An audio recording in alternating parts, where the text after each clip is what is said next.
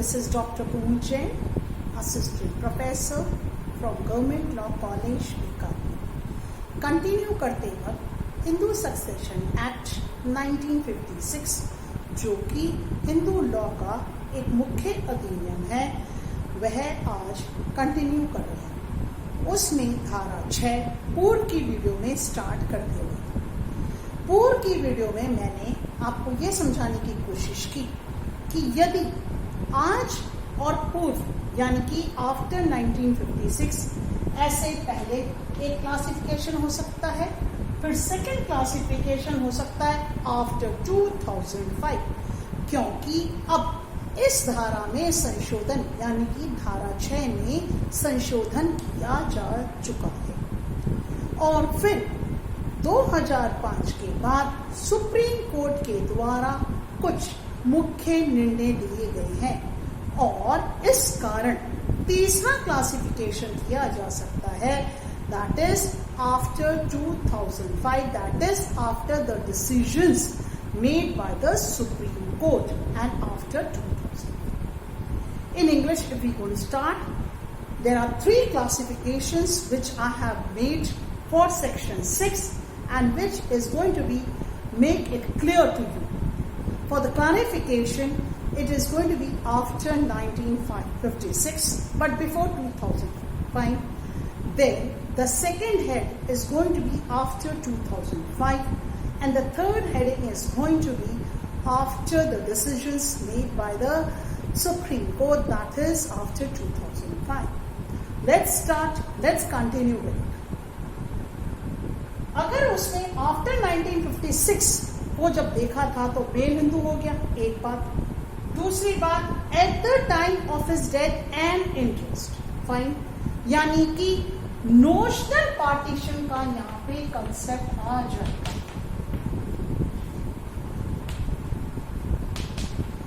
और यह आज तक कंटिन्यू है.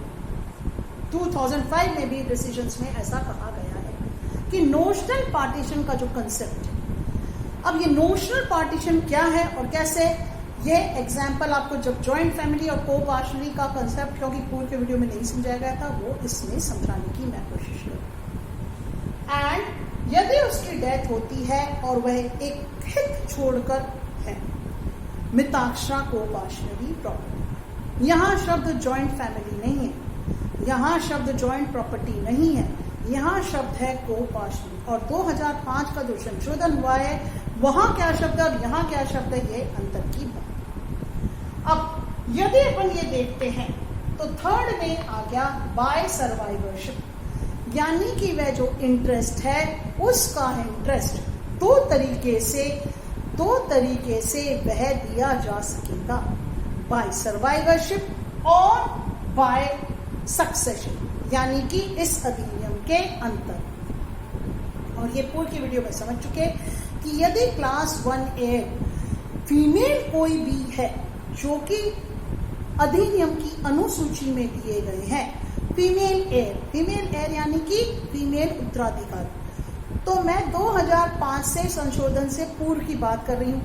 वहां पहले 8 ही फीमेल थी. 2005 के बाद की बात नहीं है, क्योंकि यहाँ पर अपन 1956 पढ़ रहे. तो जब when we are studying after 1956 but before 2005, we have to make the heirs, count the heirs only which were before the amendment. So they were only 8, and there was one DS, that is from the female, that is यानी कि daughter सन, वो through the female था, इसलिए उसे भी count. यदि वो एक उनमें से 9 में से 8 + 1 हो गई, these are 9 heirs now. यदि इनमें से 9 heirs में से एक भी कोई जीवित है, तब यह यानी कि यह जो अंश है, यह जो शेयर है उसका, वह उत्तरजीविता के आधार पर नहीं होकर सक्सेशन के आधार पर, यानी कि अधिनियम के अनुसार वह दिया जाए. अब वो कैसे दिया जाएगा, एक बार इसको जॉइंट फैमिली को पढ़ लें, फिर को पार्शनल को पढ़ लें, फिर करें. यदि इस एग्जाम्पल को देखा जाए तो यहाँ एक मुख्य व्यक्ति है फैमिली का, उसकी पत्नी उसका पुत्र, पुत्र का पुत्र, पुत्र का पुत्र का पुत्र, ये सब साथ में रह रहे हैं। और डॉटर्स भी हैं, उनकी पत्नी, सन्स, पुत्र की पुत्रियां भी हैं, पुत्र की पत्नियां भी हैं, उनकी पुत्रियां भी हैं, उनके पुत्र भी हैं। यानी कि एक व्यक्ति पुत्र, पौत्र, प्रपौत्र, पौत्री, प्रपौत्री, फिर और ये सब अनमैरिड डॉटर्स की बात हो, और पुत्रियों, पुत्र की पत्नियां, पौत्र की पत्नियां और प्रपौत्र की पत्नियां, यह सब क्या कहलाएंगे? संयुक्त परिवार, यानी कि जॉइंट फैमिली। और इनके पास किन्हीं सोर्सेस से, जब वेरियस सोर्सेस, कंसेप्ट बहुत बड़ा है लेकिन सिंपली समझाने के लिए, वेरियस सोर्सेस से जब प्रॉपर्टी इनके पास आती है तब वह सब मिलकर जॉइंट फैमिली प्रॉपर्टी कहलाती है। परंतु को-पार्शनली क्या है? 2005 से पहले केवल ये पहला ए, दूसरा एस, तीसरा ट्रिपल एस और चौथा A, S, double S, triple S. यदि इसको समझने की कोशिश की जाए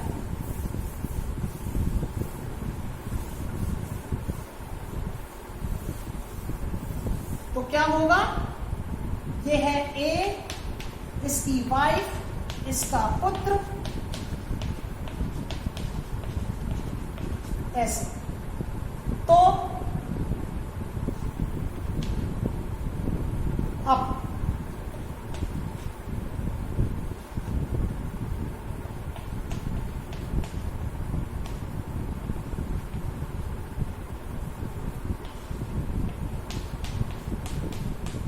इस तरह से, यानी कि ये ए है, उसकी पुत्र, उसकी वाइफ, पत्नी, उसका पुत्र, पुत्री, फिर पौत्र, पुत्र का पुत्र, फिर उसकी पत्नी, फिर उनके बच्चे, यानी कि पुत्र, पुत्र का पुत्र, प्रपौत्र, प्रपौत्री, फिर एक और।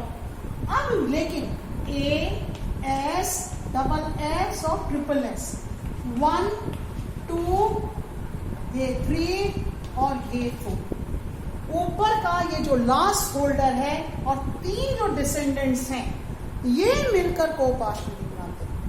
ये सब मिलकर तो जॉइंट फैमिली बना रहे हैं, लेकिन केवल जो मेन लास्ट होल्डर है और उसके नीचे के जो 3 वंशज हैं, पुत्र, वह मिलकर को-पार्शनली बना रहे हैं।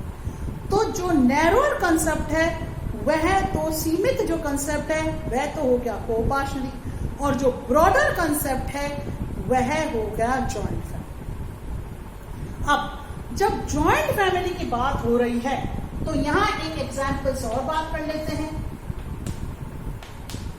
अगर आफ्टर 1956 यू माना जाए, इसकी बात एग्जाम्पल से सुन लीजिए, ए है, एस है और डी है, नॉट 2005। तो अगर कोई संपत्ति है तो ये आधी आधी मिलेगी। यदि पार्टीशन हो गया है, ए और एस के बीच में क्लेम कर लिया गया है कि हम तो मांग करते हैं कि विभाजन कर दिया जाए, तो ए और एस के बीच में आधा आधा बंट जाएगा।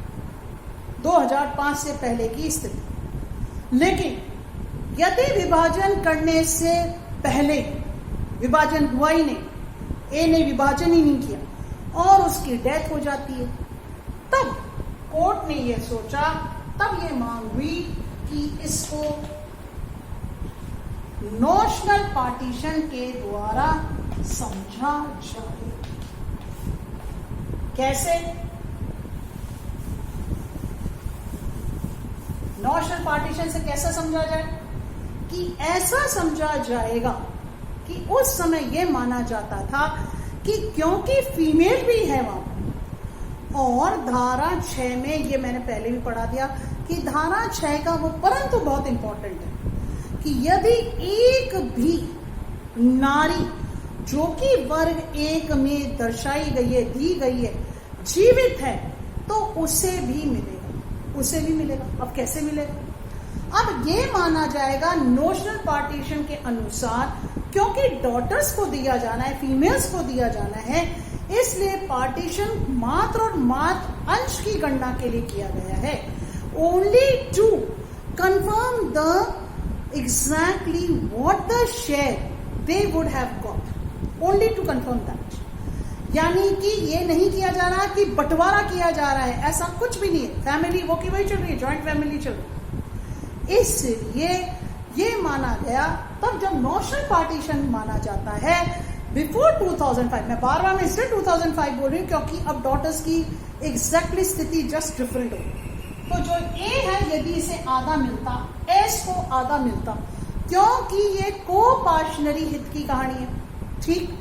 अब क्योंकि इन्हें आधा और इन्हें आधा मिल गया, अब इस आधे की बात हो रही है, यानी कि ए को जो हाफ मिला है इस इंटरेस्ट को कैसे दिया जाएगा, इस हाफ इंटरेस्ट को, क्योंकि now D is also there present, she is alive at the time of his death. Whose death?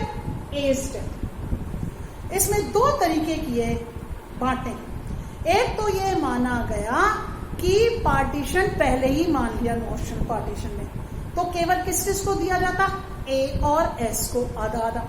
अब उसकी डेथ हो गई तो एक तरह से ये क्या बन गई, सेल्फ अक्वायर्ड प्रॉपर्टी हो गई। किसकी? ए की। लेकिन उसने कोई वसीयत नहीं बनाई। अगर वसीयत नहीं बनाई तो वो इनटेस्टेड, उसकी डेथ हुई, और फिर वह जो उसका हित है, वह जो उसका इंटरेस्ट है, वह इन दोनों को बटेगा। तो ये +1/4 और यहां 1/4 दिया जाए, यानी कि एस को हाफ +1/4, डी को 1/4। अब ये प्रश्न क्वेश्चन मार्क हो गया कि ये क्या जेंडर इक्वालिटी है? Exactly, it is inequality. Gender equality कहां दिख रही है? लिंग भेद हो रहा है। पुत्र और पुत्री समान होते हुए भी यहाँ पुत्र को मिल रहा है 3/4 और पुत्री को मिल रहा है मात्र 1/4। इसलिए आफ्टर 2005 इसमें संशोधन करने की आवश्यकता पड़ी। अब ये जो संशोधन हुआ धारा 6 में, सेक्शन 6 में, ये कब हुआ? 9/9/2005। This date is very very important, क्योंकि जो डिसीजंस हैं सुप्रीम कोर्ट के वह भी इसी पर अप्लाई हो रहे हैं। तो जो फर्स्ट लाइन है, on and from the commencement of this amendment act, यानी कि यह संशोधित अधिनियम, संशोधन अधिनियम लिखा है, यह संशोधन अधिनियम 2005 के प्रारंभ से और प्रारंभ से और प्रारंभ पर, ऑन एंड फ्रॉम, यानी कि इससे पहले क्या होगा और इसके बाद क्या होगा। तो इसलिए आफ्टर 2005 जो सेकंड क्लासिफिकेशन है, that is also very important. And after 2005, there were many cases which had come to the Supreme Court regarding the daughters to be as a co-partner.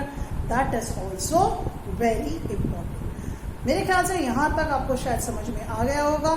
Next video में after 2005 we are going to start with the bare act. और bare act बहुत important है क्योंकि bare act की language से ही समझना चाहिए और उसके बाद decision. Thank you so much. Take care.